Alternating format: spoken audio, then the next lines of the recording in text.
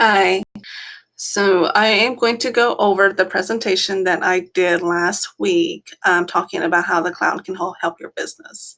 I performed this presentation originally in Gallipolis, Ohio, with the Geigy County Chamber of Commerce, speaking to local businesses around there about how the cloud can help their business.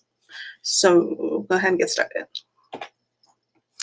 So the objective is not to sell you on the cloud. As I explained to them, it's just to inform them of it's to inform you rather, of what's available to help your business. That can be in the terms of software solutions, scaling and flexibility, automation, collaboration, big data and analytics, and disaster recovery. Before I get started on anything, I just wanted to let you know that I'll be focusing on the resources that's utilized with AWS, Amazon Web Services, but there are multiple cloud providers. The most popular vendors are AWS, Amazon Web Services, Google Cloud, Microsoft Azure, and DigitalOcean. Who uses the cloud? So here's some examples of companies and organizations that utilize the cloud right now. Capital One, Expedia, Pinterest, Instacart, SmugMug, Zillow, and Lyft. The three that the way I'm doing this presentation is going to use three case studies of how these last three organizations utilize the cloud, how they transition or they just started utilizing the cloud for their business. As an introduction to myself, I am the computer science program manager here at Hawken College. I've been here for approximately a year. I've been an adjunct at Marshall University for about 3 or 4 years now. I am an AWS Educate Cloud Ambassador, and I also have an AWS Cloud Practitioner certification. The differences between the two is Educate. AWS Educate is the organization within AWS that focuses on, educating on how to utilize the cloud. They're working on getting it into higher ed and into the K through 12 area. The AWS Cloud Practitioner certification focuses as the user of utilizing the cloud. There are several tiers and levels of certifications. The Cloud Practitioner certification is the basic one, is the start, and it's more like a general knowledge, business practices in regards to how AWS can be used. I am currently working on pursuing higher certifications. I do not work for Amazon. If you follow me on social media, I probably talk about AWS a lot. Amazon Web Services. I don't work for Amazon. I'm just fascinated with the technology. So what is the cloud? The cloud can be kind of hard to explain. So what I like how Mark Benioff, I'm horrible with names. I butcher them up so bad. And they don't have to be names I butcher up. But anyway, so just bear with me on that. So the founder and CEO of Salesforce, he says, if someone asks me what the cloud computing is, I try not to get bogged down with definitions. I tell them that, simply put, cloud computing is a better way to run your business. And we're going to go over some examples of how some companies use the cloud to better run their business. Some other definitions on what the cloud is it's, in simplest terms, cloud computing means storing and accessing data and programs over the internet instead of your computer's hard drive. It's basically somebody else's computer.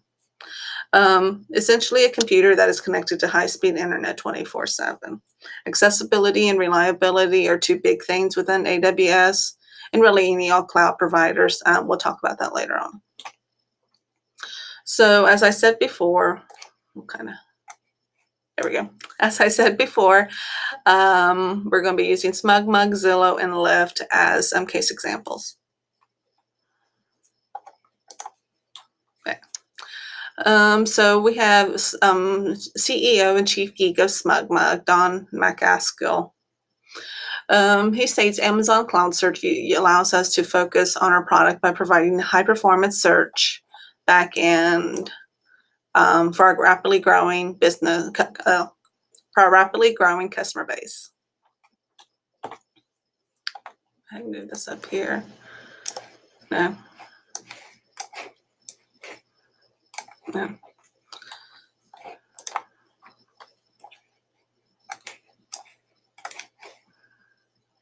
Yeah, that should be okay for now.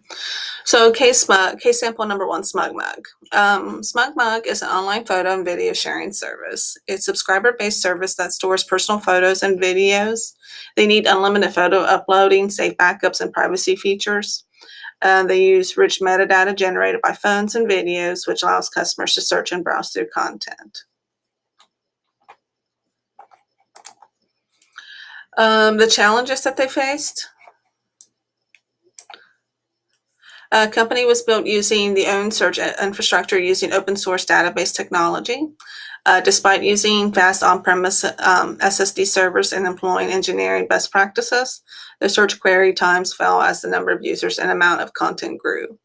They needed a highly available and cost-effective search solution that delivered a good customer experience. So basically, their business was growing, but their infrastructure that they had currently, their servers and all the resources, wasn't able to keep up with demand. The solution. So they moved the photo album and user search service into Amazon Cloud Search.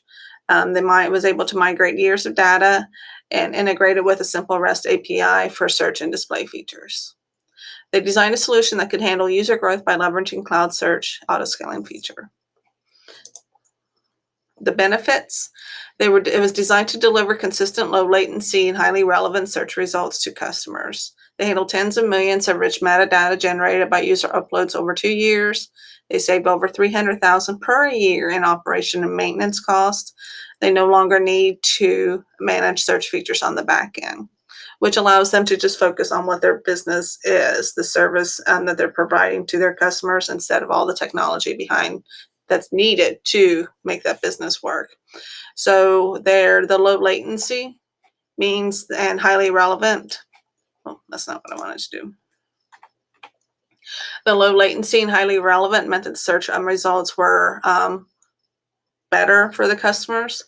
They were able to handle a lot of the metadata generated by the uploads, and they saved a lot of money, $300,000 per year in operation and maintenance costs. And we're going to go into that a little bit more further on how that worked. And they just no longer need to worry about things on the back end. They just focus, like I said, on what their business is.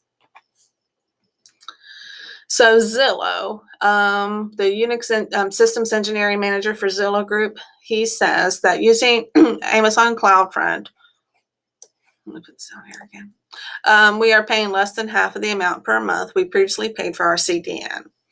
We don't have to spend money on forklift upgrades to NAS devices anymore. So Zillow is a website that allows buyers, sellers, renters, and property managers and agents to browse listings, shop for mortgages, and find information for about 110 million homes across the U.S. The challenges that they faced, they process more than 3 million images daily. It says they receive 17,000 image requests per second. During peak traffic from both desktop and mobile clients. The legacy imaging service could not keep up with the demand that lived out of hosted data centers. They were expensive, running close to capacity every day. So again, it's an issue of their resources was having trouble keeping up with demand. Image processing performance issues, which left listings with no images, which affected the user experience. I know whenever I was looking for a house, I mean, you're going through, the realtor's website or using an app like Zillow, you want to be able to see the house. You want to be able to see the picture. And if there's any kind of lag, it's like downloading. Nope. We have an attention span so short these days. It needs to be instantaneous. Disaster recovery is high risk with everything hosted on one data center, which is that's always an issue. If you don't want everything to be in one particular place, which is one of the advantages of using availability zones within AWS. They're at different geographical locations to help protect the data if it's lost or damaged through any kind of disaster. It's replicated, redundant elsewhere.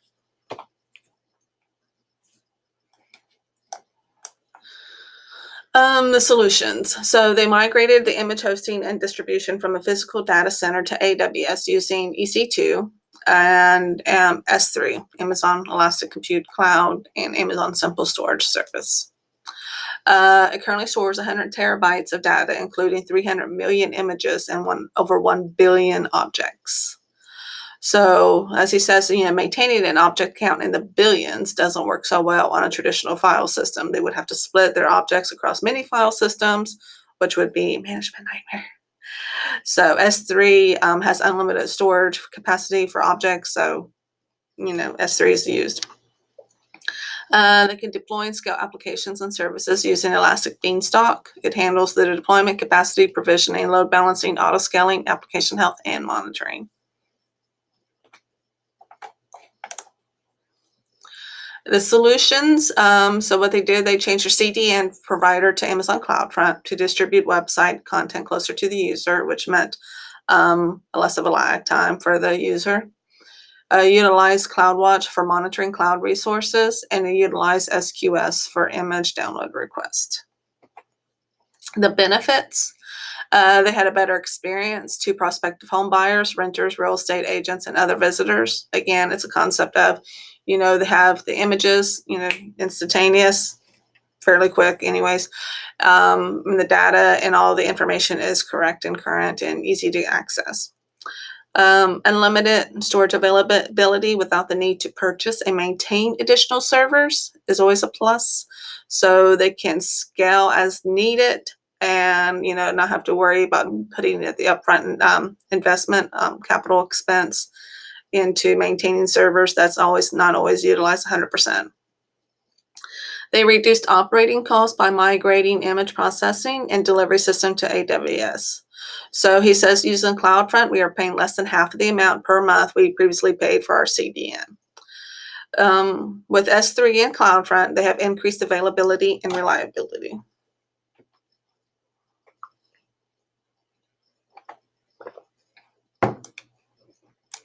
So their next sample is going to be Lyft.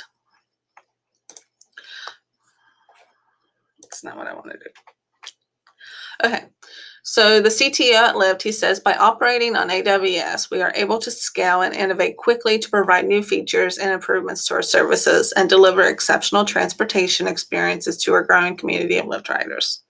With AWS, we don't have to focus on the undifferentiated, heavy lifting of managing our infrastructure, and can concentrate instead on developing and improving services with the goal of providing the best transportation experience for riders and drivers, and take advantage of the opportunity for Lyft to develop best-in-class self-driving technology. Now, I think this is my favorite case sample here. So what Lyft is fastest growing rideshare company in the United States. It's available in more than 200 cities and facilitating 14 million rides per month.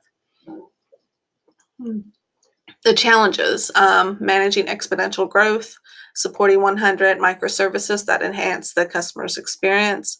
If I remember correctly, I think within 1 year, they grew into a $1 million company. So they did have exponential growth. And what's another thing that's really interesting about Lyft, the creators, the founders, they created the app in about 3 weeks and actually launched it on AWS. So they didn't have to put the upfront cost for the capital expenses in regards to acquiring the servers and everything else in the infrastructure that they need. They created the code, they wrote the code, and they created the program, and they utilized AWS to send it off in the world and see what happens. So like I said, they actually launched on AWS. It took about 3 weeks to create the app, and they launched it on AWS. They use auto scaling that manages up to 8 times more riders during peak times. When basically what auto scaling is whenever you have a higher amount of usage being used upon your resources, it scales up to meet the demand. And whenever you don't have as much, like it's very slow, they scale down, so you're not utilizing the resources, so you're not spending money. Redshift is to gain customer insights. An example of how they were able to use that is Lyftline was created when the data analysis estimated that 90% of rides during peak times had similar routes. So they created Lyft Line, which allows the customers to carpool and save up to 60% by riding with other people. Kinesis is used to funnel production events through the system. Every time the app is open, ride is requested, and a car moves. Amazon DynamoDB, it manages storage of growing data and hosts GPS location of every Lyft ride given to power location tracking system. Case sample, benefits to Lyft. They started with building an app and hosting it in 3 virtual servers. Ability to let infrastructure scale up seamlessly for peak times and down for lower usage. So as he explains, he said the engineering approach to this problem was to just get out of the way and let auto scaling handle it. He said, let's make it so that whenever happens in the real world, brainstorm or the Super Bowl, anything that happens, we can handle it, and our infrastructure should just scale up seamlessly. So we talked a little bit about availability and reliability, and these are the stats again per AWS and what availability and reliability means. There's low latency and high throughput performance, which basically means, there's no lag time for users who are trying to access whatever it is that they're trying to access. It's designed for durability of 11 nines, is the shorter way of saying that, of objects across multiple availability zones. Availability zones are data centers. Resilient against events that impact an entire availability zone. And again, because there's another availability zone in a different geographical region. It's designed for 99.99% availability over a given year. So when should you decide if you need to use the cloud? When reliability and accessibility are important. When there's a lag time could be is becoming a problem, like if your customer base is growing and is slowing down your resources, your resources aren't able to keep up with it, and it's affecting the customer experience. When looking to scale and grow your business, when needing to meet regulatory compliance, and when need to protect data. So the data centers. The locations of the cloud. Prior to choosing a location, AWS performs an environmental and geographic assessment. Data center locations are carefully selected to mitigate environmental risk. So they take things like flooding, extreme weather, and seismic activities into consideration. And they are built to be independent and physically separated from one another. So if something happens to one, there's another one. There's several other ones. So there's 4 security measures that they utilize. There's the perimeter layer, first point of security. There's security guards, fencing, security feeds, intrusion detection technology, and other security measures. I had read or heard somewhere that some data centers actually use snipers to protect their building, which I thought was kind of interesting. I mean, think about it. Like Fort Knox, they have high security there because of gold and whatnot. But, what's more valuable? Is gold more valuable than data that's in these data centers? The value of gold is simply what we place on it. We see this yellow shiny brick or whatever, having high value because that's just how our monetary system is. But data, I mean, this is information that could be highly sensitive, that could be, access funds elsewhere. I mean, we put the value on gold for what it is.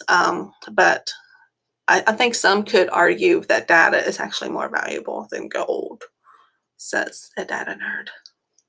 Okay. Data layer. The most critical point of protection. They restrict access and maintains separation of privilege for each layer. There's threat detection devices and system protocols. The infrastructure layer is the data center building, equipment, and systems to keep it running, such as backup power, HVAC, and fire suppression system equipment. There's the environmental layer.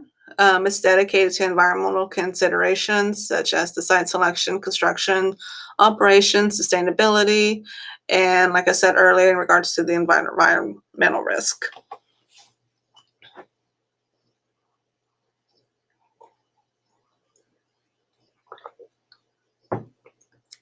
So why use the cloud? It's easy to use. The AWS Console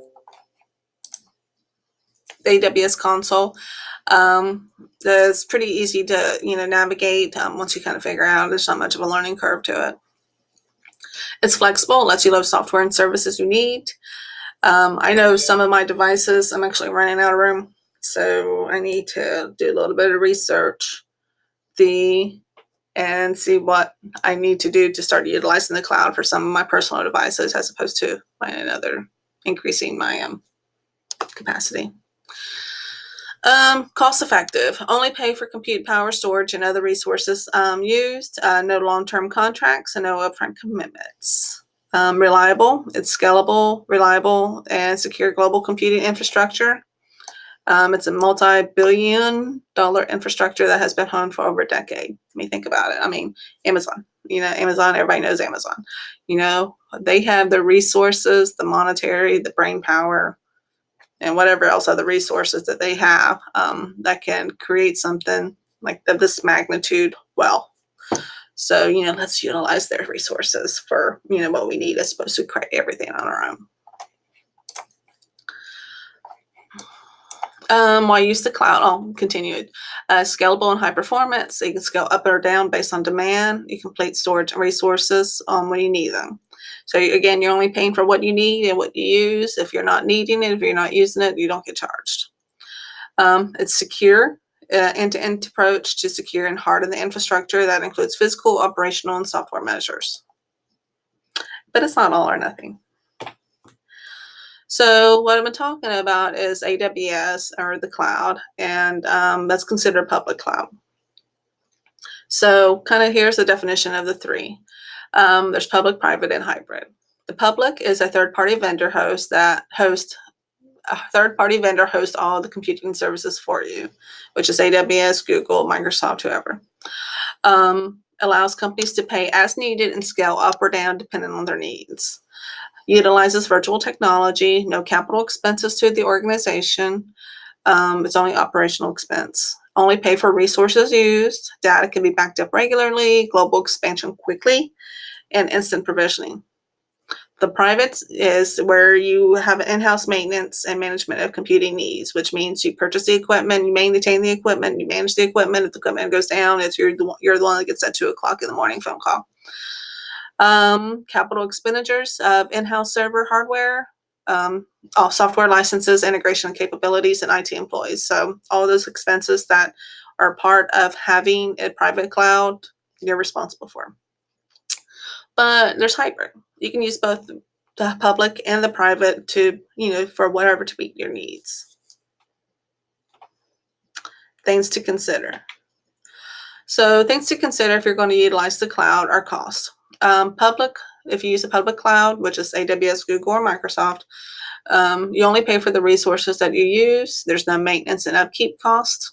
Price adjusts up or down depending on how much you consume. If you do the private way, which is again in-house, you're responsible for the ongoing costs of server hardware, power consumption, and space. So here is how the AWS Support Plan works. I'm actually going to click on this link. Oh, and if you haven't noticed, I got the source for everything on these slides.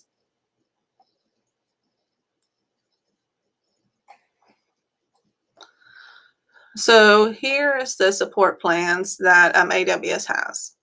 There's basic, developer, business, and enterprise. So for the basic, there's no really monthly fee.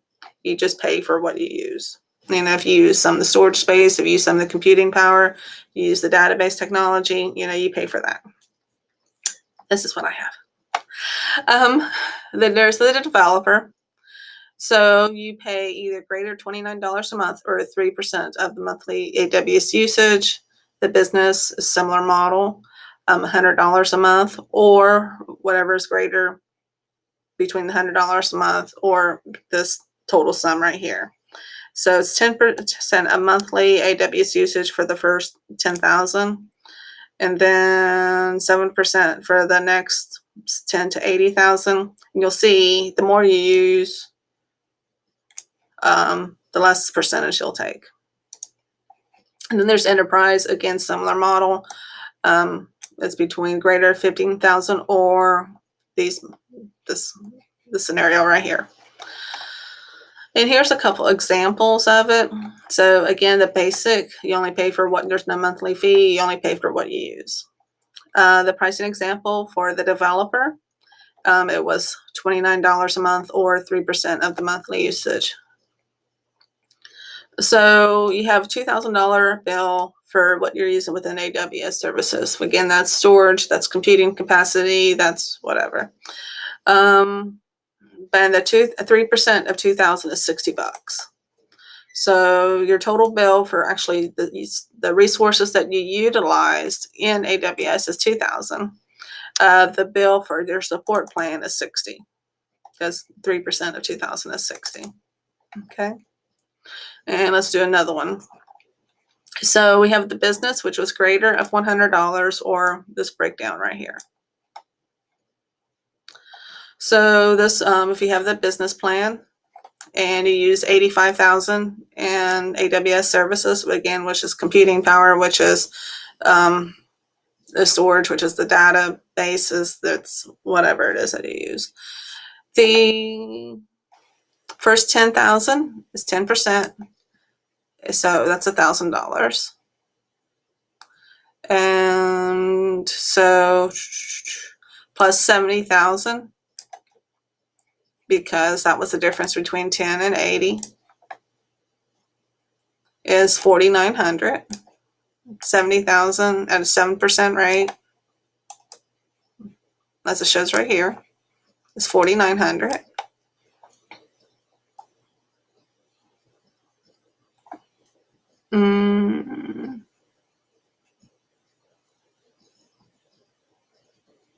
I lost something. Hold on. 10,000, 1,000. Okay, 10% of. Okay, that goes together. Okay, I got out of order for a second. 70,000 times 7% equals 4,900, because that's 7% of the 10 through 80. That's right here. Okay. And this one right here is 5,000 times 5% equals 250, which is the 5% of usage from 80 to 250K, which is what it says right here. And then for this one right here, oh, there was nothing over. Yeah, we only used 85,000. Okay, so there was nothing for that one. And all those numbers right here, 1,000, that equals 5,900, and that equals 6,150. Okay, so you have the $85,000 that you spend in the services. Again, it's scalable based off what's actually used, what you need. If you're not paying for anything you don't need, you're not needing. So if you're spending that much, you're using that much. Okay, so those are a couple of examples. And then it's a similar model for the enterprise. I'm not going to do that one though. Let's see. Okay. And that next screen just kind of goes those examples that I just did. Control. So control, sometimes that is kind of debated upon. I know that's been kind of a point of topic in regards to whether or not to utilize the public cloud or not. Steve Wozniak, who, I'm a fan, he actually said, I think it was in 2002, that, he's not a fan of the cloud because, and he may have changed since then, I didn't research it that much, because the control of the data ownership was questionable. I guess that is something that's not 100% clear. But how much do we ever actually really control anything in-house, on site, or if I had a server down there? I mean, I have some control over it, have the physical control over it, obviously, because it's right here. But things happen. And I guess you have to kind of weigh in what's the lesser evil, having complete control or having not having to worry about it being available and reliable and stuff. So I guess that's kind of where you have to kind of pick and choose which one you're more concerned about. Oh, that's not what I wanted to do. Private, you retain all data and have full control over it, for better or for worse. In highly regulated industries such as health and financial industries that have extra privacy concerns, that could be a huge matter to consider. So there are regulations and compliance standards within AWS. They practice these things right here. They have certifications, attestations, laws, regulations, and privacy and alignment frameworks. I'm going to click on that link again. So here's their compliance programs.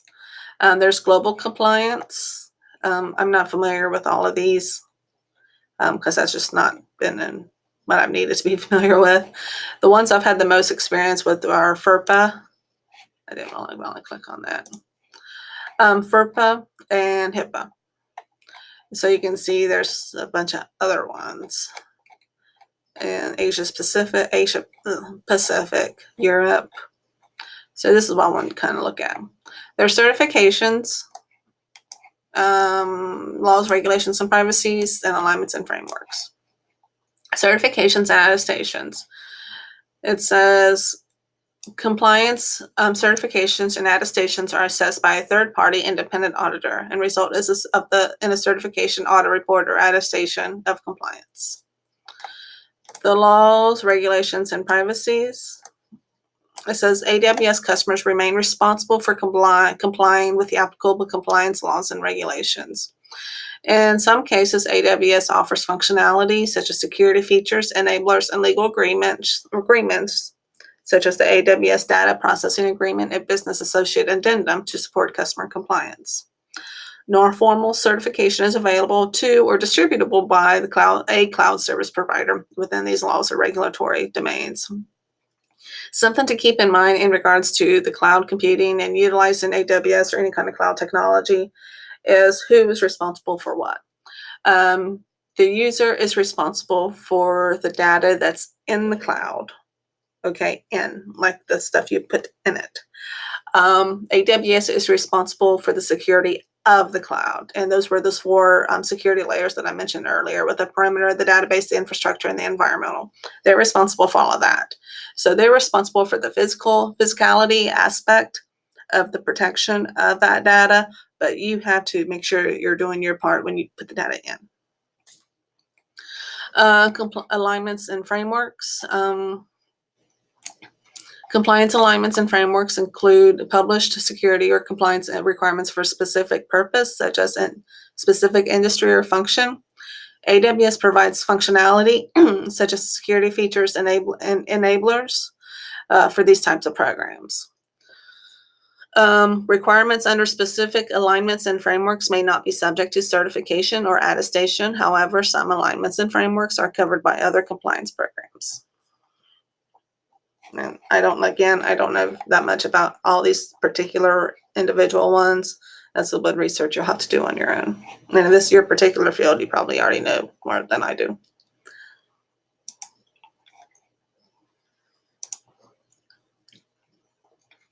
So licensing. Let's go ahead to Marketplace first. So Marketplace is where you can actually purchase software that you need without actually having to purchase the software. Well, it depends. It's basically you just purchase it with AWS.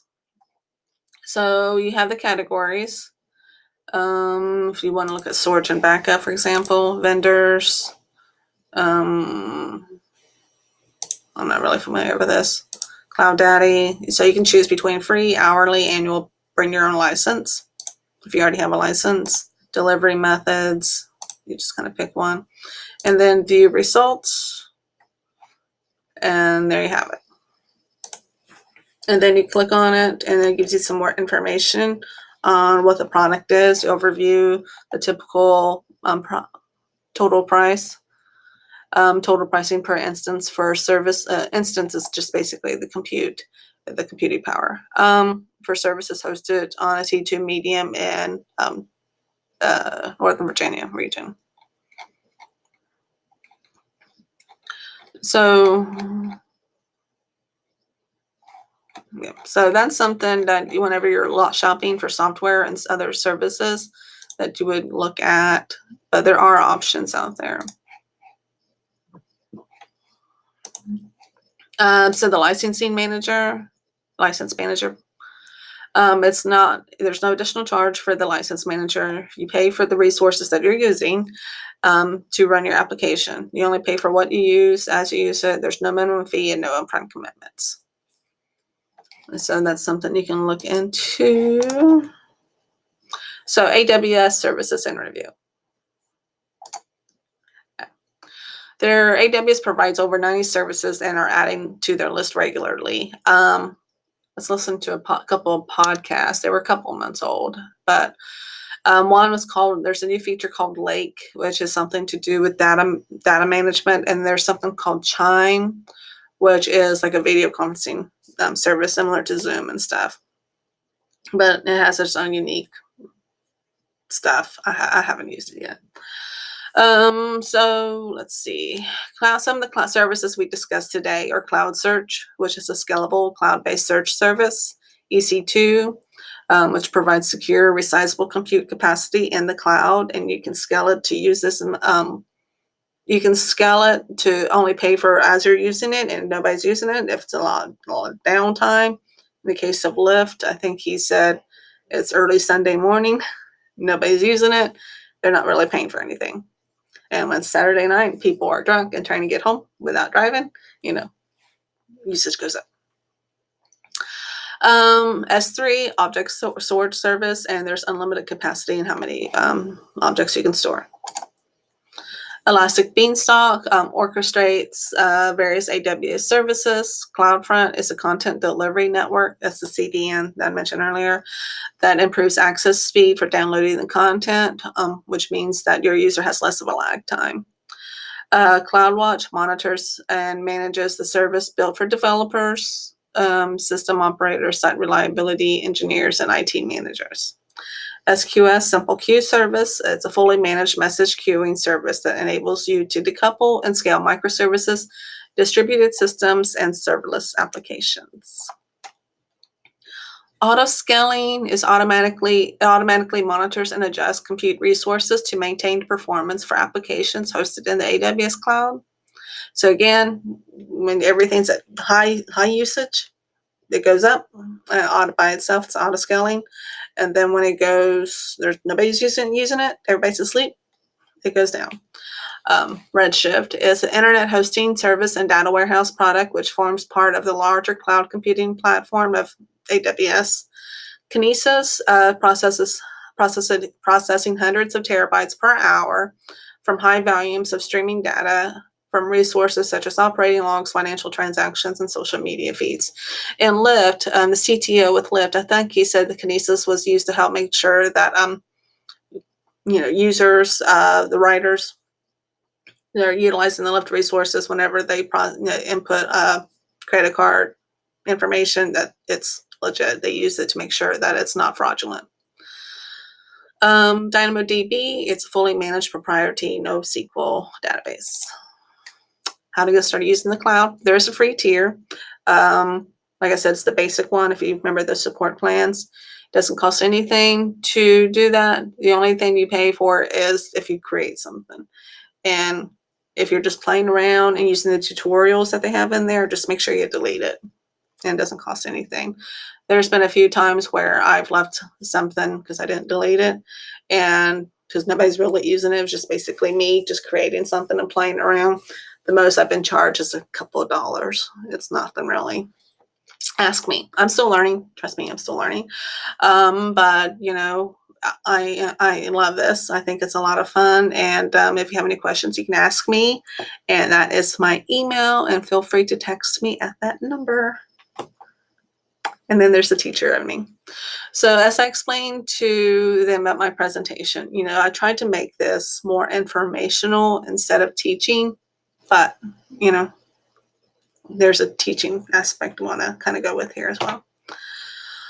The resources for K-12 and higher ed.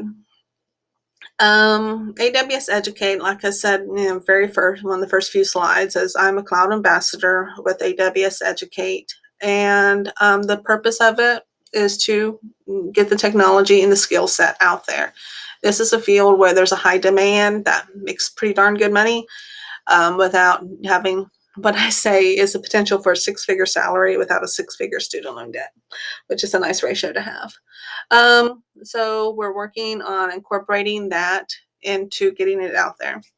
Um, we are in a pretty rural area, so one of the things that we're also working with is CS for All, and that is a movement, that is an organization that works to get computer science skills out into the K through 12 area. So we're actually collaborating AWS Educate and CS for All. I'm working on my commitment with CS for All. It's due soon. And um, make a commitment to help spread cloud computing education out into the rural area and let them know what the opportunities are. And then there's Girls Who Code, which is a national nonprofit organization aimed at letting girls know that, you know, the field of computer science is something that they can look into that could be for them, and just expose them to it. You know, see how fun it is, that it doesn't have to be super complicated. It can be fun. It can be, I don't want to say easy to learn, but, you know, it doesn't have to be super hard to learn. You just have to, you know, be persistent and dedicated to it. So, and I also want to recap whenever I did my presentation was, because I grew up in Gay County. I graduated from Gay Academy back in 1998. So it was like 20 some, yeah, 20 years ago. But what I was talking about, whenever I did my presentation, was the fact that one of the reasons that I am so diehard on this is because, you know, some of the stuff actually, well, not like these organizations, I don't think they did, but some like very, very early stages of the cloud stuff actually existed, you know, back in 1998. And I didn't know about it. You know, we're in a rural area. It's no fault to anybody, this teachers or the school districts or whatnot. But, you know, this is like pre-internet being what it is now. You know, the information didn't flow like it did. Information flows much better than whatever did back then, like 20 some years ago. So it would have been awesome to have, you know, been exposed to some of this really cool stuff and, you know, see what the potential could be with it. So I guess that's why the passion is what it is, to kind of spread the education aspect of it, is because you don't know what you don't know. And this is really cool stuff. And just kind of want the students know that, hey, there's some cool stuff and you can learn. It's constantly growing and changing, which is the fun, frustrating, and another F word aspect of it. But yeah. So that was my presentation that I did on how businesses can utilize the cloud. If you have any questions, let me know. See ya.